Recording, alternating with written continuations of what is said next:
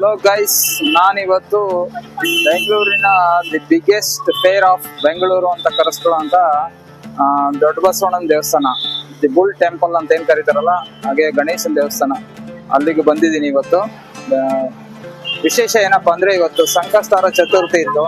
ನಾನು ಇಲ್ಲಿ ಬರೋ ಕಾರಣ ಏನಂದ್ರೆ ನಮ್ಮ ಆಫೀಸು ಇಲ್ಲೇ ನಿಯರ್ ಬೈ 1 ಕಿಲೋಮೀಟರ್ಸ್ ಆಗುತ್ತೆ. ಆದ್ರಿಂದ ಇವತ್ತು ಗಣೇಶನ ದರ್ಶನ ಪಡ್ಕೊಳ್ಳೋಣ ಅನ್ನೋ ಉದ್ದೇಶದಿಂದ ಬಂದಿದ್ದೀನಿ. ಹಾಗೆ ಆ ದರ್ಶನನ ನಿಮ್ಮೆಲ್ಲರಿಗೂ ತೋರಿಸ್ಬೇಕು ಅನ್ನೋ ಉದ್ದೇಶದಿಂದ ಈ ವಿಡಿಯೋ ಮಾಡ್ತಾ ಇದ್ದೀನಿ. ಯಾರೆಲ್ಲ ನಮ್ಮ ಚಾನೆಲ್ನ ಫಾಲೋ ಮಾಡಿಲ್ಲ ದಯವಿಟ್ಟು ಫಾಲೋ ಮಾಡ್ಕೊಳ್ಳಿ, ಸಬ್ಸ್ಕ್ರೈಬ್ ಮಾಡ್ಕೊಳ್ಳಿ. Welcome to Chilbro 3 YouTube channel, and the Bull Temple and Dodda Ganesha Temple travel vlog begins now. Okay, ಬನ್ನಿ ಹೋಗೋಣ ಬಸವಣ್ಣನ ದೇವಸ್ಥಾನ. ಬಸವಣ್ಣನ ದೇವಸ್ಥಾನಕ್ಕೆ ಬಂದ ತಕ್ಷಣ ದರ್ಶನ ಕೊಟ್ಟಿದ್ದೆ ನಮ್ಮ ಬಸವಣ್ಣ. ನೋಡಿ ಇಲ್ಲಿದೆ ಓಲ್ ಬಸವಣ್ಣ.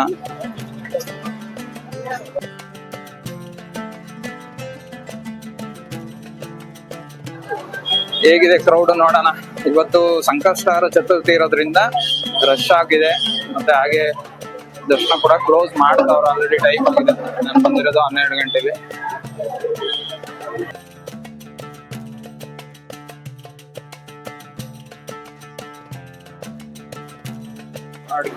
ಇಲ್ಲಿ ಅಡಿಕೆ ಮಾಡ್ಕೊಂಡಿರೋರು ಈ ತರ ಕಾಯಿ ಹೊಡಿತಾರೆ, ಅವ್ರದ್ದು ಅಡಿಕೆ ತೀರಿದ ನಂತರ. ಇವತ್ತು ಬೆಣ್ಣೆ ಅಲಂಕಾರ ಮಾಡಿಲ್ಲ, ನಾರ್ಮಲ್ ದರ್ಶನ ಮಾಡ್ಬೋದು. ನೋಡಿ, ಇದೇ ದೊಡ್ಡ ಗಣೇಶ.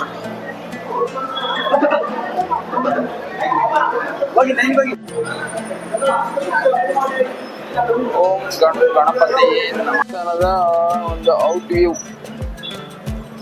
ಓಕೆ, ಇಲ್ಲಿ ಪ್ರಸಾದ ಅದು ಕೊಡ್ತಾ ಇರ್ತಾರೆ, ಹೋಗ್ಬೋದು.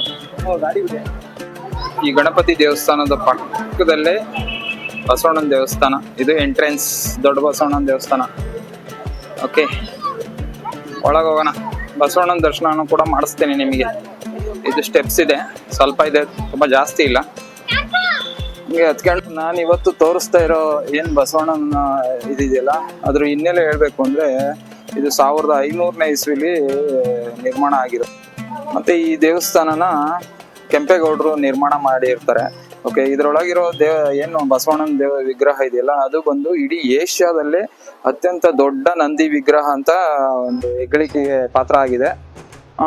ಇಲ್ಲಿದು ಹಿಸ್ಟ್ರಿ ಬಗ್ಗೆ ಹೇಳ್ಬೇಕು, ಅದು ಯಾವ ತರ ಏನಕ್ಕೆ ಇಲ್ಲಿ ನಂದಿ ಉದ್ಭವ ಆಯ್ತು. ಮತ್ತೆ ಇಲ್ಲಿನ ನಂದಿ ವಿಗ್ರಹ ಬಂದು 15 ಅಡಿ ಎತ್ತರ ಇದೆ, ಮತ್ತೆ 20 ಅಡಿ ಅಗಲ ಇದೆ. ಓಕೆ, ಈ ದೇವಸ್ಥಾನದ ಒಂದು ವಾಸ್ತುಶಿಲ್ಪದ ಬಗ್ಗೆ ಹೇಳ್ಬೇಕು ಅಂತಂದ್ರೆ, ಈ ದೇವಸ್ಥಾನ ಬಂದು ವಿಜಯನಗರ ಸಾಮ್ರಾಜ್ಯದ ವಾಸ್ತುಶಿಲ್ಪ ಆಗಿರೋ ದ್ರಾವಿಡ ಶೈಲಿಯಲ್ಲಿ ಈ ದೇವಸ್ಥಾನನ ನಿರ್ಮಾಣ ಮಾಡಲಾಗಿದೆ.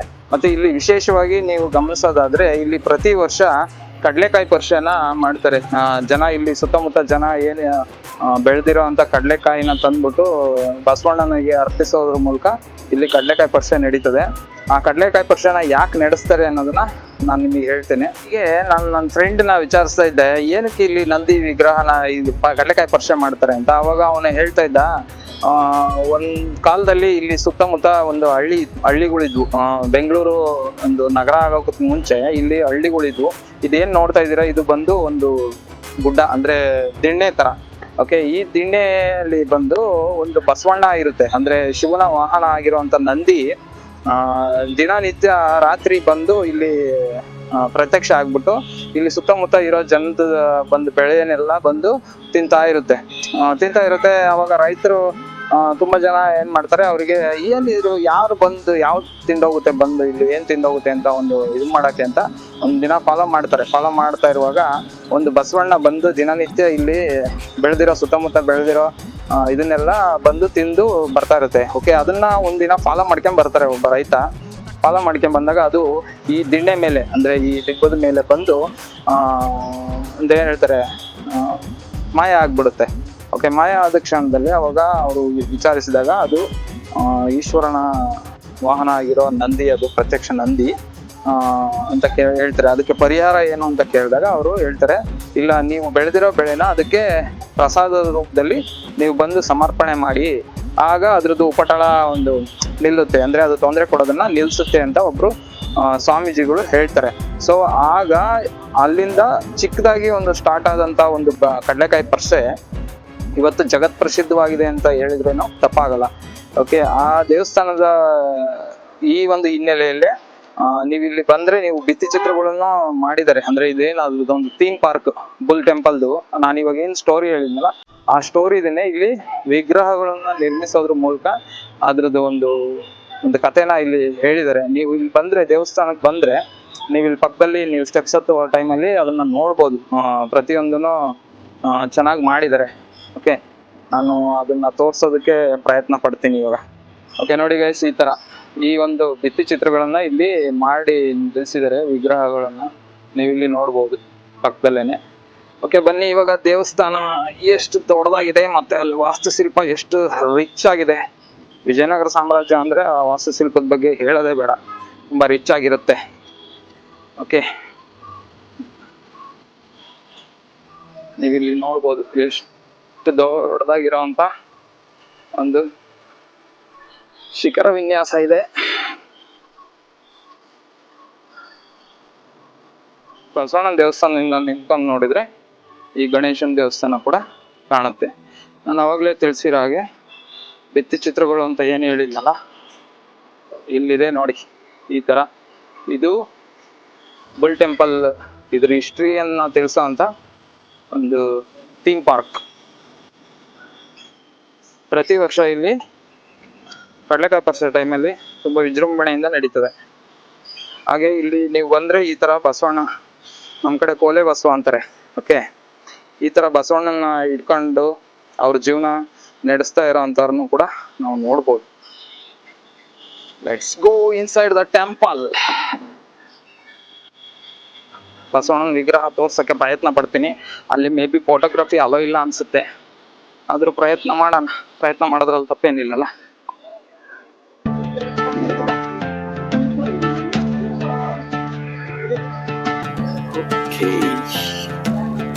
ಪೂಜೆ ಮಾಡಿದರೆ ಚೆನ್ನಾಗಿ.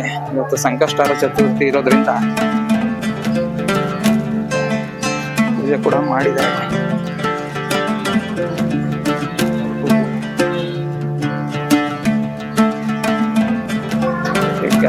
ಇಲ್ಲೇನ್ ನೋಡ್ತಾ ಇದೀರಲ್ಲ, ಇದೇ ಬಸವಣ್ಣ. ಇದರ ಹೈಟ್ ಬಂದು 15 ಅಡಿ ಮತ್ತೆ ಅಗಲ ಬಂದು 20 ಅಡಿ ಅಗಲ ಇದೆ.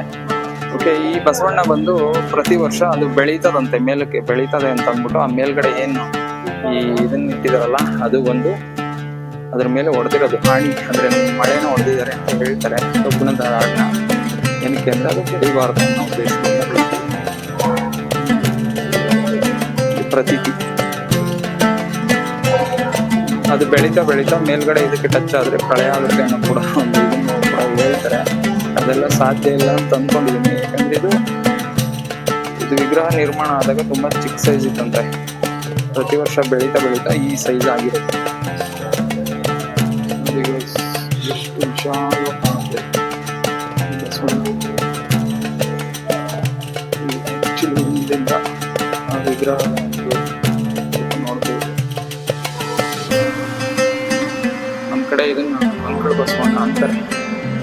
ಓಕೆ, ಅಂದ್ರೆ ಒಂದು ಅಂಕಳ ಅಂದ್ರೆ ಒಂದು 30-40 ಸೈಡ್ಗಿಂತ ಜಾಸ್ತಿ, ಅಷ್ಟು ದೊಡ್ಡದಾಗಿದೆ. ಎಷ್ಟು ದೊಡ್ಡದಾಗಿ ಅಂದ್ರೆ ಈ ಕಡೆಯಿಂದ ಆ ಕಡೆ ಕಾಣಲ್ಲ. ಗಣೇಶನ ನೋಡ್ಬೋದು. ಹಾಗೆ ಅದ್ರ ಜೊತೆ ಗಂಗಾಧರೇಶ್ವರ ಈಶ್ವರನ ನೋಡ್ಬೋದು. ಇನ್ನೊಂದು ಇಲ್ಲಿ ವಿಶೇಷ ಅಂದ್ರೆ ಬಸವಣ್ಣ ಈಶ್ವರಲಿಂಗ ಅಂದ್ರೆ ಶಿವಪ್ಪನ ಆಪೋಸಿಟ್ ಎದುರಿಗೆ ಕೊಡೋದು ನೋಡಿದರೆ, ಆದ್ರೆ ಅದು ಬೆನ್ನು ಮಾಡಿ ಕೂತಿರೋದು ಇನ್ನ ವಿಶೇಷ. ಅದಕ್ಕೆ ಮೊದಲ ಪೂಜೆ ಬಸವಣ್ಣಗಾಗುತ್ತೆ, ನಂತರ ಗಣೇಶ ಹಾಗೂ ಶಿವನಿಗೆ ನಡೀತದೆ. ಅಬ್ಸರ್ವ್ ಮಾಡೋದು ನಮ್ಮ ವಿಜಯನಗರ ಸಾಮ್ರಾಜ್ಯದ ವಾಸ್ತುಶಿಲ್ಪ ಅಂತ ಬಂದ್ರೆ ಈ ತರ ಇರುತ್ತೆ. ಎಲ್ಲ ಆರ್ಡರ್ ಹಾಕ್ ಅಂದ್ರೆ ನೀವು ಇಲ್ಲಿ ಏನು ಗಾರಿ ಬಳಸೋದಿಲ್ಲ. ಇಲ್ಲಿ ಕಲ್ಲನ್ನ ಜಾಯಿಂಟ್ ಮಾಡ್ತಾರೆ. ಜಾಯಿಂಟ್ ಮಾಡಿ ದೇವಸ್ಥಾನಗಳನ್ನು ನಿರ್ಮಾಣ ಮಾಡೋದು, ಅದು ಕಲೆ. ಓಕೆ, ಇನ್ನು ಈ ಕಡೆ ಬಂದ್ರೆ ನೀವು ಗೋಪುರನ ನೋಡ್ಬೋದು. ಎಷ್ಟು ಎತ್ತರವಾಗಿ ಮತ್ತೆ ಎಷ್ಟು ಸುಂದರವಾಗಿರುವಂತ ಗೋಪುರ ಶಿಖರ ವಿನ್ಯಾಸ.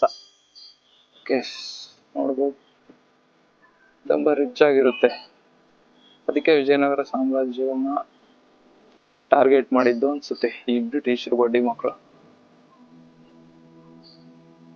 ಎಷ್ಟು ದೊಡ್ಡ ದೇವಸ್ಥಾನ. ಓಕೆ ಬನ್ನಿ, ನಾವು ದೇವಸ್ಥಾನದ ಹಿಂಭಾಗ ಯಾವ ತರ ಇದೆ ಮತ್ತೆ ಸುತ್ತಮುತ್ತ ಏನಿದೆ ಅನ್ನೋದನ್ನ ತೋರ್ಸೋಣ. ಇದು back view of temple.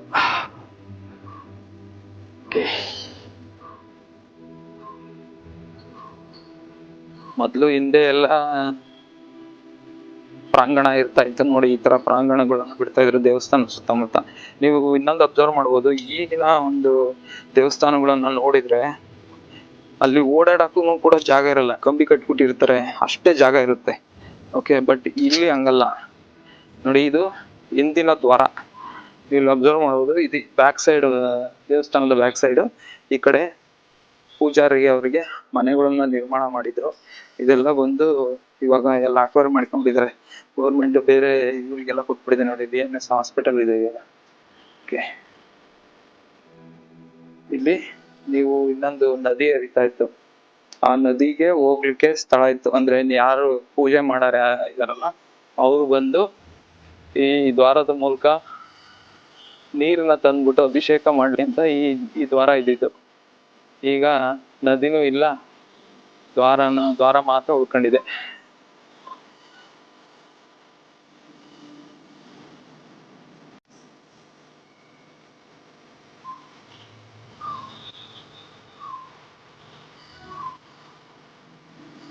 Guys, ಇಲ್ಲಿ ಬರೀ ಒಂದು ಏನ್ ಹೇಳ್ತಾರೆ, ದೀಪಸ್ತಂಭ ಇದೆ. ಆ ದೀಪಸ್ತಂಭ ನೋಡಿ ಎಷ್ಟು ಉದ್ದವಾಗಿ, ಎಷ್ಟು ದೊಡ್ಡದಾಗಿದೆ.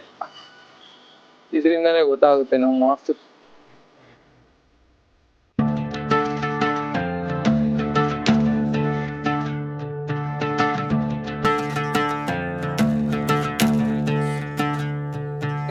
ಇವತ್ತಿಗೆ ಈ ವಿಡಿಯೋ ನಿಮಗೆಲ್ಲ ಇದೆ ಅಂತ ಅನ್ಕೊಂಡಿದೀನಿ.